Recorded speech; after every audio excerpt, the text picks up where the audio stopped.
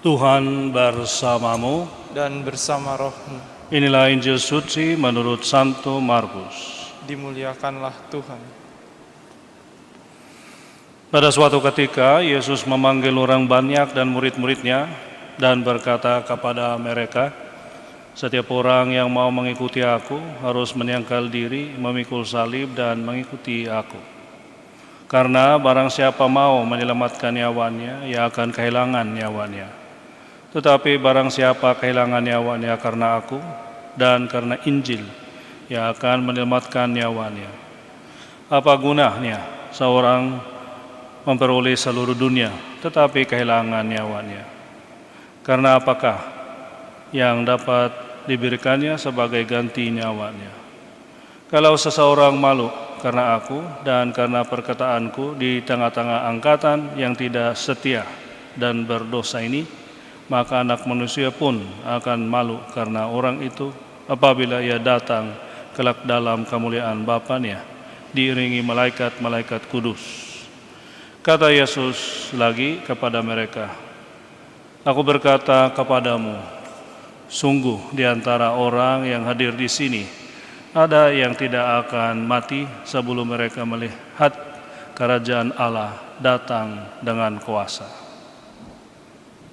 Demikianlah Injil Tuhan. Terpujilah Kristus.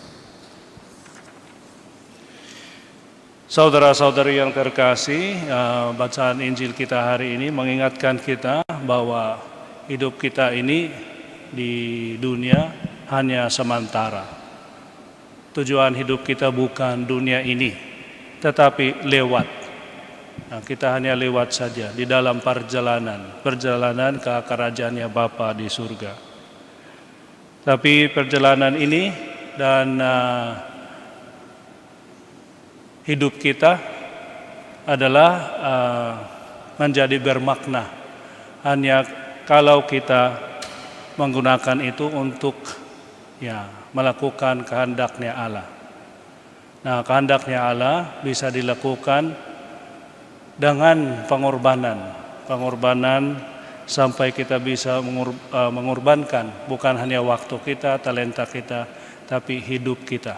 Dengan cara ini kita harus menyangkal diri dan memikul salib. Gak ada cara yang lain. Gak bisa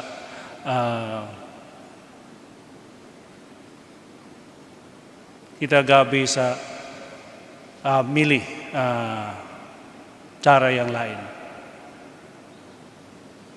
Kalau kita milih atau nolak kesempatan ini dengan cara ini, tentu saja kita lewat jalan yang luas, tapi itu menuju ke tempat yang lain yang disediakan kepada mereka, kepada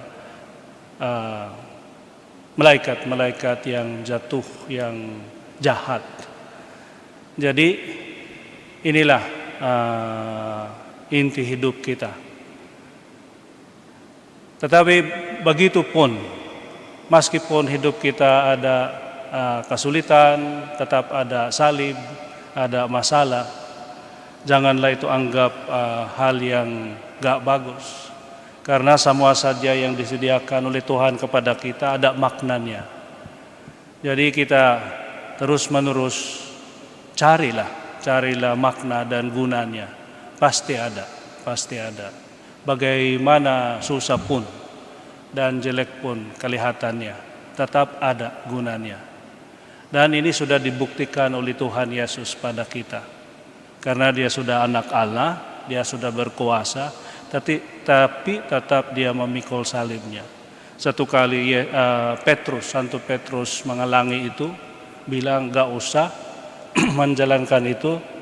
Yesus bilang tidak. Jangan di depan saya, ikutilah dari belakang, ikutilah aku. Karena pikiranmu pikiran manusia. Tapi kalau kita ikut pikirannya Allah, tetap ada pengorbanan, karena disitulah kita bisa membuktikan cinta kita, kasih kita kepada Tuhan dan sesama. Tidak ada kasih yang lebih besar daripada yang memberi nyawanya kepada sesama. Jadi itu pengorbanan yang luar biasa. Jadi kembali lagi, kalau kita mau benar-benar hidup kita bermakna dan ada manfaatnya, pikulah salib kita, bawalah beban-beban di hidup kita, tapi jangan cari itu. Kalau ada yang datang, dihadapi saja, dibebankan dan dibebani, diangkatlah, dibawa.